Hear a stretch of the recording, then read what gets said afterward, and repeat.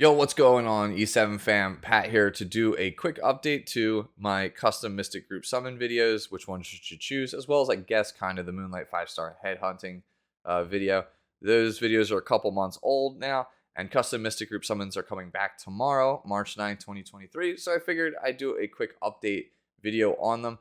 By the way, those custom Mystic Summons, they'll last until April 20th, 2023, and that'll be important for something we'll discuss before we jump into the actual list. So yeah, again, I'm not going to go super in-depth on all of these characters. A lot of them are still in the same spot that they were when I last talked about them in the videos, but a couple have gotten significantly better or maybe a little bit worse. So I figured, again, I'd spend maybe like 20-30 seconds on each character, kind of give you my thoughts on where I think they are now in the current state of Epic 7. Before we do actually jump into this, though, number one, this is not a strict tier list in the sense that the characters in the uppermost tier are the best characters. They're just the ones that I think are the most useful, the ones that really kind of lift your account above and beyond, or they just do something that no other character actually does.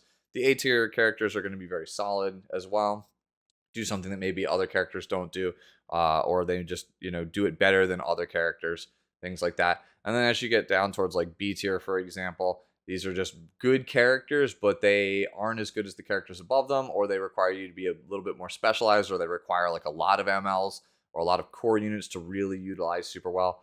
And then when you get all the way down to like say F tier, those are going to be characters that I think are just replaceable or just outright just not good for the most part. The characters that you can't choose on the upcoming Custom Mystic Summon banner here are going to be Elaine, Zio, Ray, and Bologna. That's because they have come out within the last 6 months, which that usually is a sign that they're not available for these custom summon banners in the first place. Last thing before we actually jump into the video. Do not pull on custom Mystic Group Summons unless you can, number one, guarantee a pity, and number two, you won't have buyer's remorse if you are somebody who is very, very impatient. So for that first part, if you don't know, any rolls that you make in the custom Mystic Group Summon do not affect your Mystic Summon pity. So if you're at 200 summons away from getting the Moonlight 5-star on the Mystic banner, and then you put 100 into custom Mystic Summons, you are still 200 away in the standard Mystic banner. So for that reason, do not pull on this banner unless you can guarantee that you can pity the character. So whether that means that you already have the summons, you're willing to refresh the secret shop like mad, or you're willing to open up Wallet Coon, do not pull on this at all unless you can guarantee that you get the character that you want.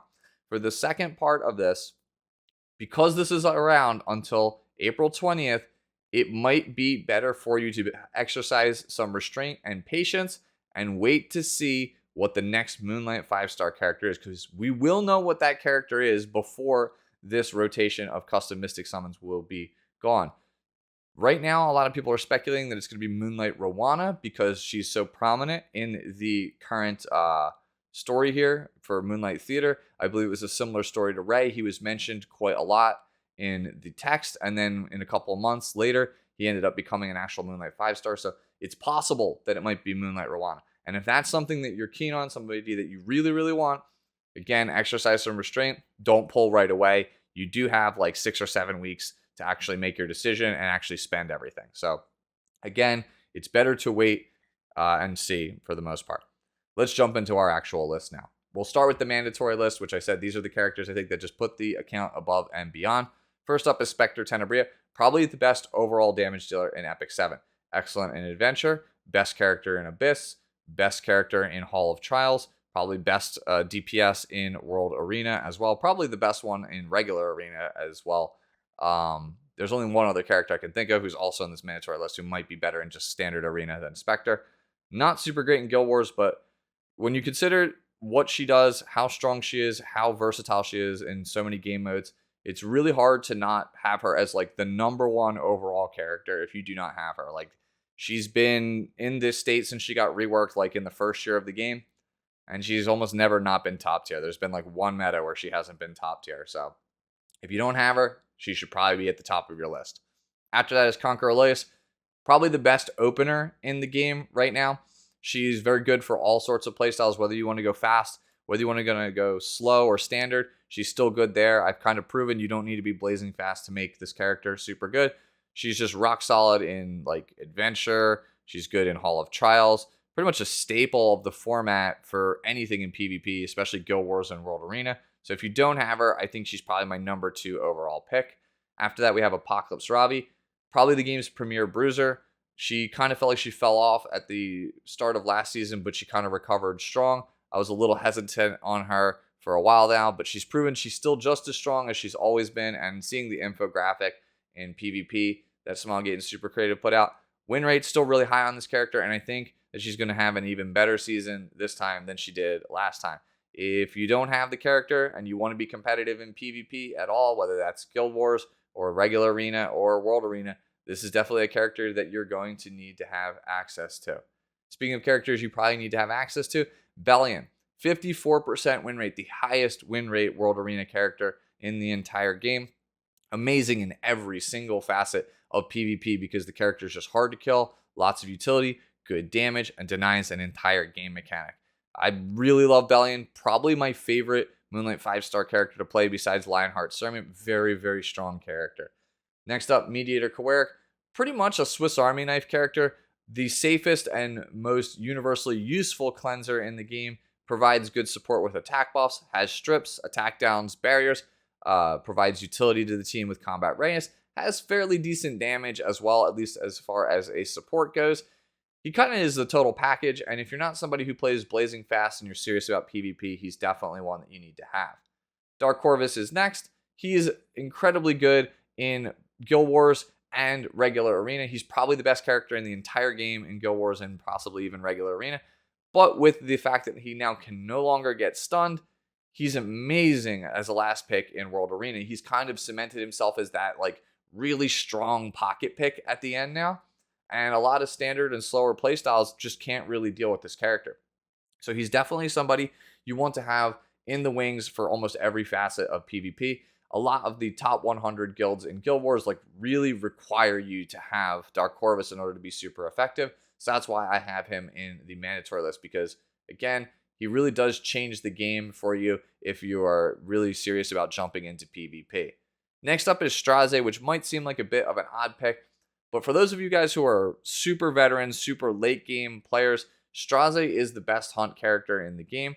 And he really speeds up your hunts if you actually have the gear to make use of him. And if you do, your gear output is just going to go through the roof. And he's just going to allow you to min-max your entire box way faster than almost any other character in the game. So this one specifically, not for new players, but if you have very powerful attack gear or like rage set gear, and you can actually make it work, you can make a one-shot team with Strazza, it'll work for all of the hunts, and you will just be reigning in gear, and you can basically gear characters faster than ever before. So that's why I feel like he's mandatory, because a lot of late game players really should be pivoting towards using him as their premier hunt character. Last on the mandatory list, Sage Ball and Sylvan. Probably should be an A tier character, but you can't choose Zeo. Zeo is a mandatory pickup, in my opinion.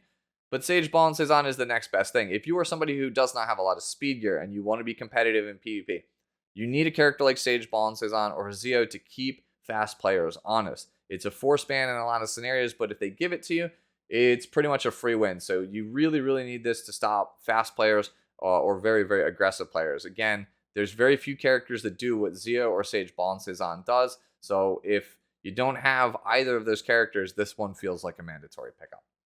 Moving on to A, these are, I think, the rock solid characters, the ones that are very, very good. Lionheart Sermi is first up. My favorite Moonlight 5-star character. Probably my favorite character in the game between her and Corinne and Luna. Just very, very powerful anti-counter, anti-dual attack, anti-extra attack character. Has some uses in things like raid, for example. There are some PvE scenarios where you can kind of cheese this.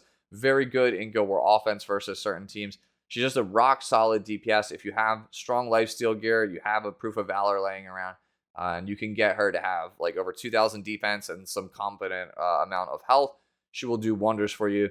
She's just a rock solid damage dealer that is very effective against some of the more degenerate strategies in the actual game.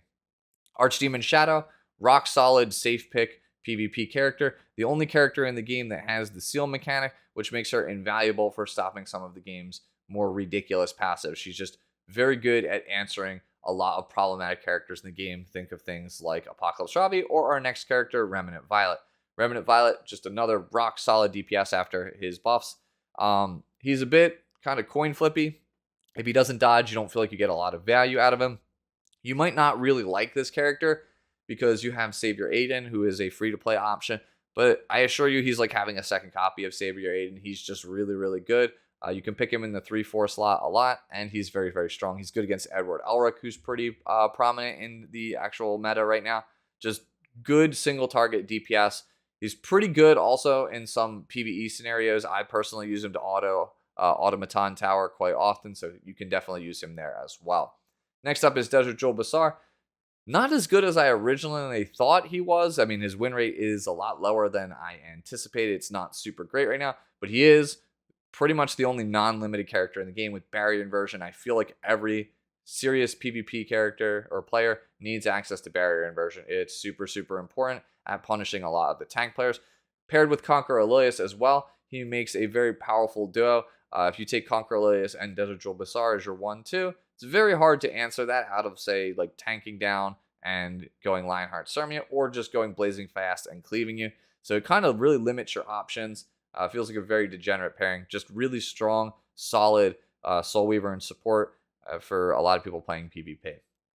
Next up is Sylvan Sage Vivian. Just a rock solid character. Just good AoE damage. All right utility for the team with healing. And that's pretty much the main reason to play her. Is just she's just a safe pick, AoE DPS with a little bit of utility. Her matchups are just really good across the board against things like Apocalypse Ravi or Specter Tenebria. She just has great matchups against the things that you're going to commonly be seeing in PvP. She's pretty decent against Landy as well, for example. So yeah, again, rock solid DPS. If you just need a safe pick character that's an AoE, or you're losing to things like Apocalypse Ravi, or you're losing to things like Specter, she can definitely be your girl. Again, not anything super flashy on this character. She's just, again, super, super solid. Designer Lilibet is next up. Very good cleanser.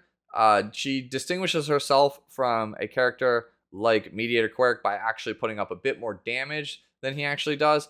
And she punishes some of the more problematic characters in the format, like, say, Briar Assaria, or even like Ran. She's much better in those scenarios. Like, the more aggressive your opponent is when you need a cleanser, the better Designer Lilibet is going to be as a crackback character. So if you're looking for somebody who's anti-aggro, anti-cleave, that's also a cleanser, then she can be your girl. Solitaria of the Snow, very good at denying the focus mechanic. There are quite a number of characters in the game right now that do that. Is pretty much a core component of the Death Dealer Ray kind of like debuff control comp, along with Pirate Captain Flan.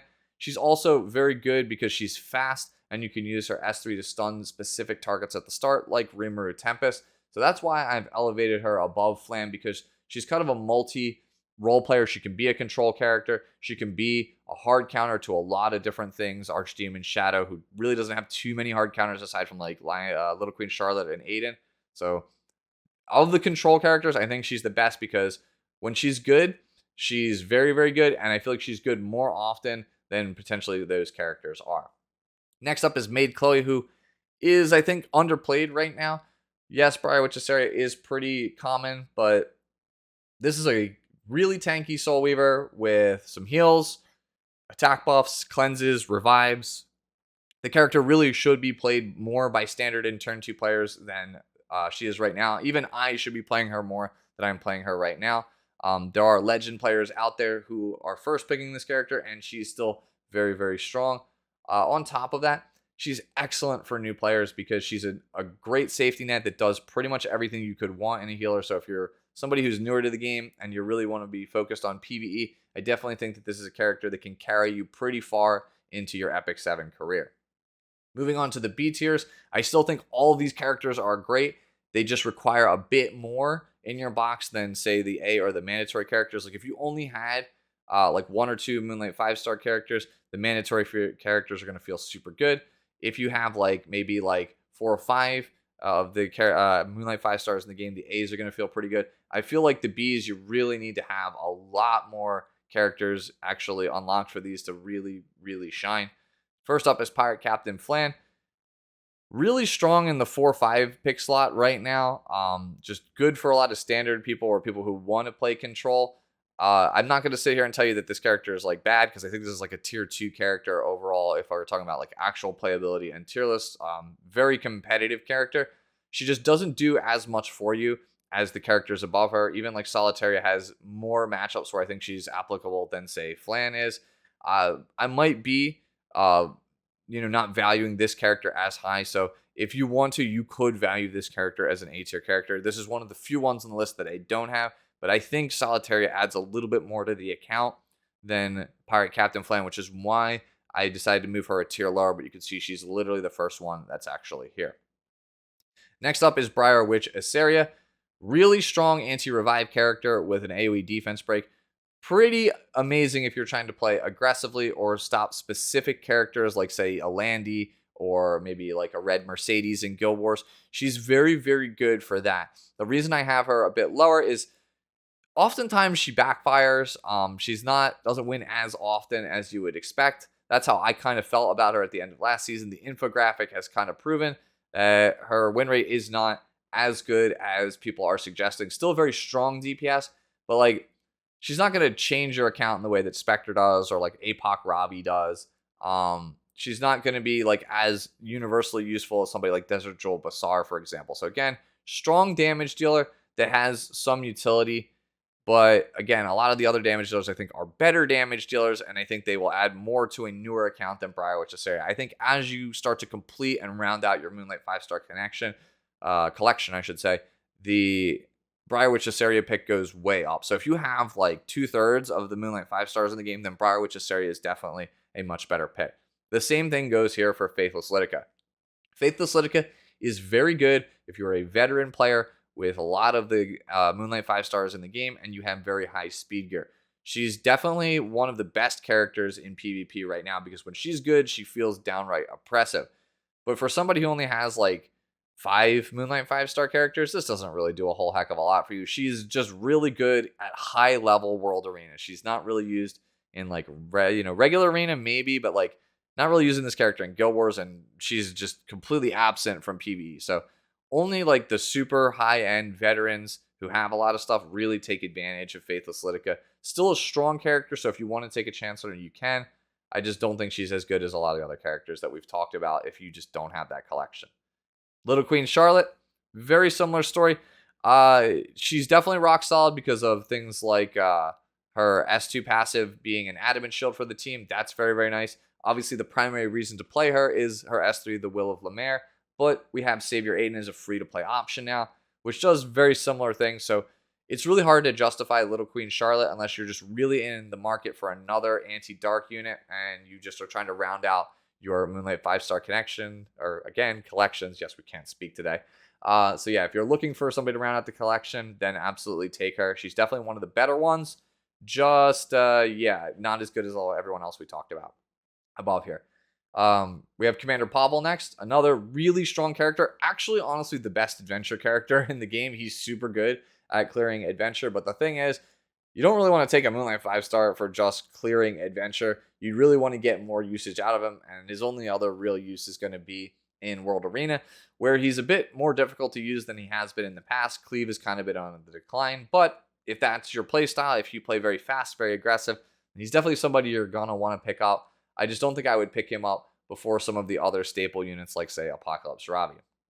Fallen Cecilia is next, and while I don't think Fallen Cecilia is a bad character, she is severely outclassed right now by characters like Unbound Knight Arwell, and Yulha and Adventurer Raz also put up significantly better numbers, I feel like, than Fallen Cecilia. Still a serviceable tank, so if you're looking for a tank and you don't have Yulha, then you could definitely pick this up as a third option, but I think I would play Unbound Knight Arwell and Adventurer Raz over her, both of which are free-to-play characters. Still a good character, just no longer the top-tier pinnacle of the format like she has been in the past.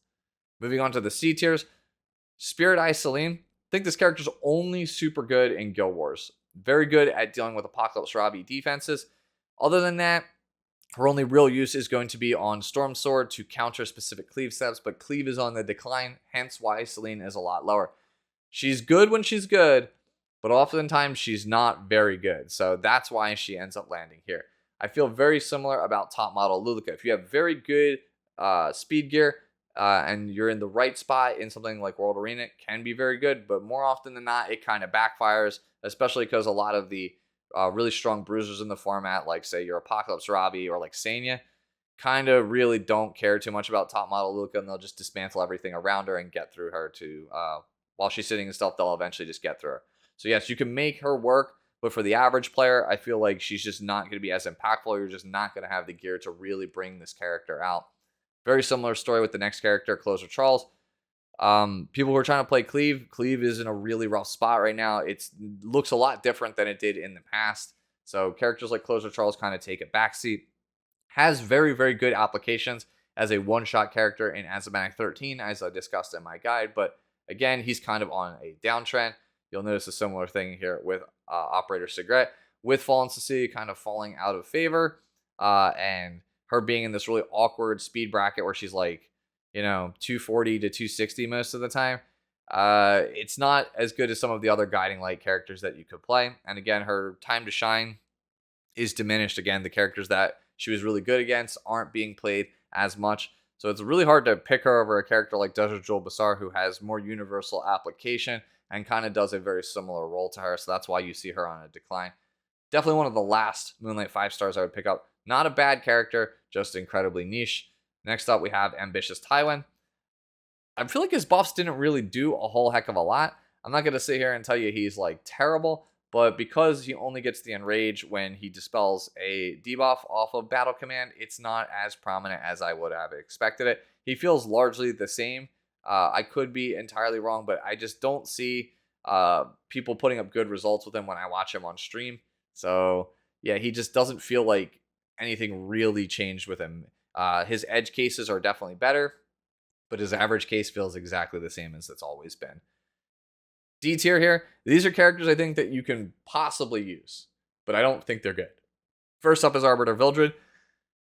Still good against anti-cleave units, and that's it. And if you can't build Bloodblade Corinne with really high resist, then he's definitely like the next best option.